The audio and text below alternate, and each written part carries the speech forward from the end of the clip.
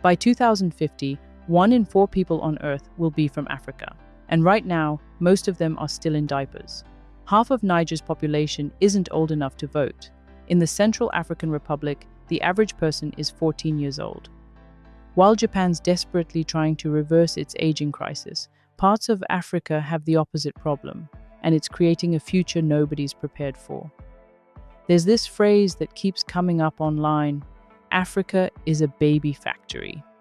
When you actually look at the data, you start to understand why people keep saying it. Not because it's the whole truth, but because the numbers tell a story that's hard to ignore. So let's break it down. Africa's median age is 19, the entire continent, but that's just an average. Some countries are way younger than that. Central African Republic, 14.5 years old.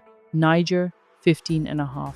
Somalia, Mali, and Chad all hover around 15 to 16. To put that in perspective, in every single one of these countries, at least half the population is under 18. Children outnumber adults.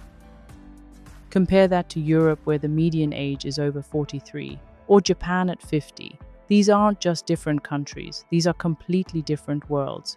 So why is this happening? It comes down to a few things working together. Firstly, fertility rates are extremely high. In many of these countries, women are averaging 5, 6, sometimes 7 children. Second, girls often marry young. In some regions, teenagers are already starting families, having babies while they're still kids themselves. And thirdly, access to family planning is severely limited. There's little contraception available, minimal reproductive health care, and very little education about alternatives. So even women who might want to space out their pregnancies or have fewer children often don't have real options. Now, birth rates are starting to drop across Africa, but they're dropping slower than anywhere else on Earth. Here's what most people get wrong when they see these numbers. They think the problem is the kids themselves. It's not. The problem is what's waiting for them when they grow up, or more accurately, what isn't waiting for them. A massive young population can be incredible for a country. It can mean more workers, more innovation, and more economic growth.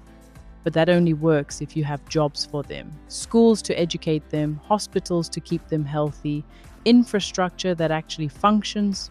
Without those things, you just end up with millions of unemployed young people who've got no future and no opportunities. And that's when countries start falling apart. So is Africa a baby factory? Maybe. But the real question nobody's asking is, what happens to all these kids in 10 years when they're adults? Because right now, most of these countries are nowhere near ready.